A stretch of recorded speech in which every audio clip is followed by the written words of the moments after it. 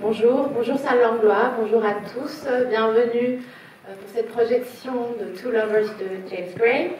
Je suis très contente de vous accueillir nombreux et enthousiastes. C'est vrai aussi qu'il vaut mieux être ici que nulle part ailleurs, surtout par ce temps.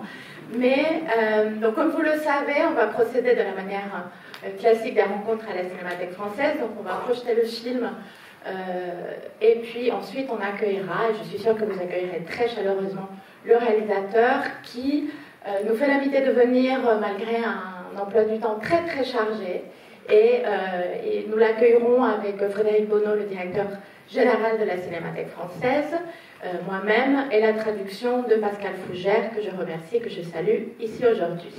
Par ailleurs, je voulais aussi saluer mes collègues qui ont été super au cours de cette semaine.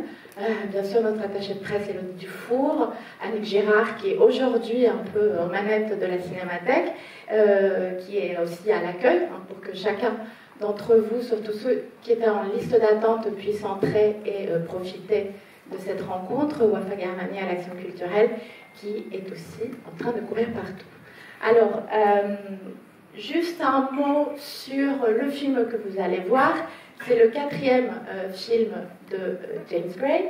C'est un film un peu charnière. C'est un film qui, pour la première fois, on découvre un James Gray qui sort d'un genre auquel on l'associait depuis son premier film Little Odessa de 1994. Et d'ailleurs, pour ceux qui veulent voir le film et qui n'ont pas pu qui n'ont pas pu assister, qui n'ont pas pu le voir justement jeudi dernier, eh bien il passe lundi à 19h30 et sera suivi à 22h de La nuit nous appartient. Voilà, pour compléter un peu toute la rétrospective de James Gray dans le désordre, vous recollerez les morceaux. Donc aujourd'hui, nous allons voir Two Lovers. Et c'est son incursion dans le mélodrame, toujours dans Descartes qui nous a déjà fait découvrir. Et c'est un film aussi, vous verrez, avec une... voilà, c'est l'histoire la plus vieille du monde, hein, un triangle amoureux. Et je trouve très beau le fait que dans la version française, on n'ait pas traduit le titre.